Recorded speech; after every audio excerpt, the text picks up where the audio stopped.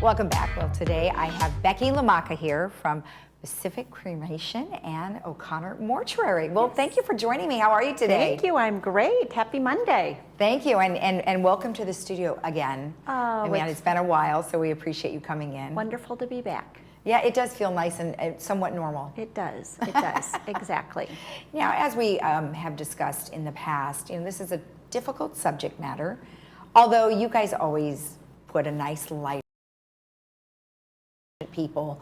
You care about what happens with the individuals. So before we get into some of the major details, tell me a little bit like an overview of what you guys do. Well, OConnor Mortuary is just that. We are a funeral home, a mortuary. So when people die, we bring them into our care. What makes us a little unique is we actually have our crematory right on site. Many people prefer cremation over burial these days, just a trend we've seen over the last 20 years. So of course we care for the deceased, but as you said, a big part of our job is caring for the living, and helping them come alongside. I mean, most of us experience a significant death in our lives, maybe 2 or 3 times, and so it is unfamiliar. People don't know what to do. People are, they're lost in their grief. And so really helping guide them to do something that is healing and meaningful for them. Yeah, and that I think is really key, because we definitely have a loss, right? And you go through those various stages of loss.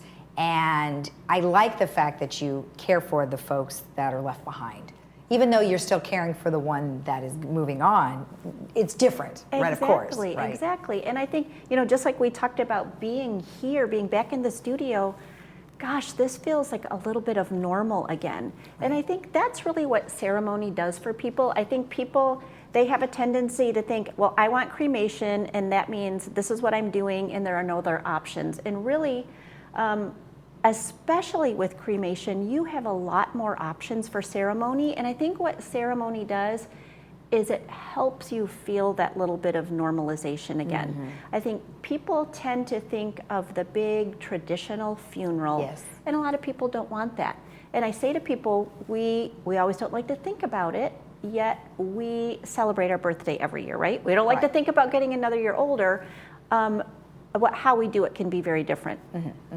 I could be having a big, huge party at a hotel and 100 people there. You may say, you know what, I want a quiet dinner with 5 people, or maybe just my immediate family. Right. And we would love for people to shift their mindset to think of ceremony that way. You're marking a milestone. It's a sad milestone, but you're still marking this milestone in your life.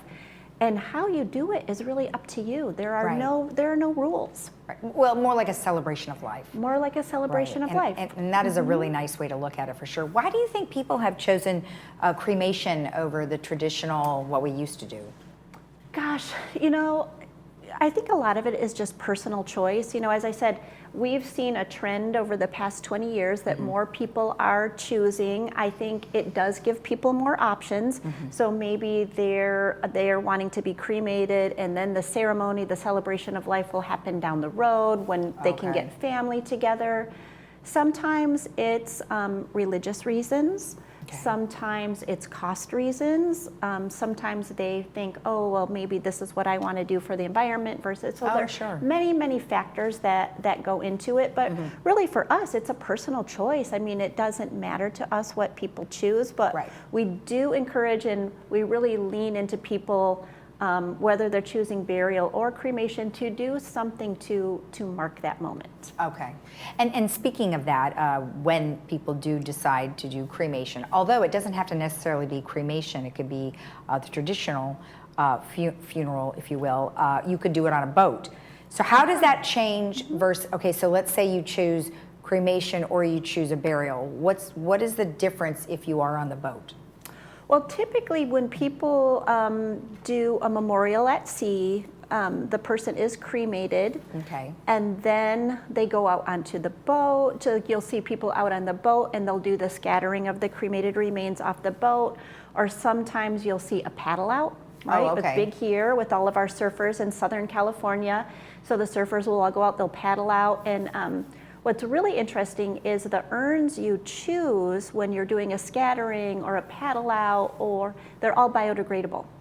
That's So there are a lot of options. I mean, we have turtles, we have urns that float and dissolve, we have urns that sink into the ocean and then dissolve over, 3 or 4 days. We have the scattering tubes. So again, when we talk about why do people choose cremation, I think that it does give people a lot of options. And it can be a beautiful way, especially if someone living where we live has been used. That's like an important part of their life, is to go to the beach and go to the ocean.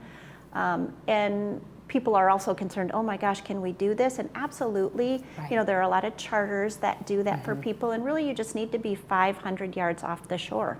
Right. One thing that you said to me the last time that we interviewed was that you guys are there to let the person be, whoever it is that is dealing with setting up all of the details, is you're there to help that person do the grieving or the celebrating and not have to worry about any of the other details. Yeah.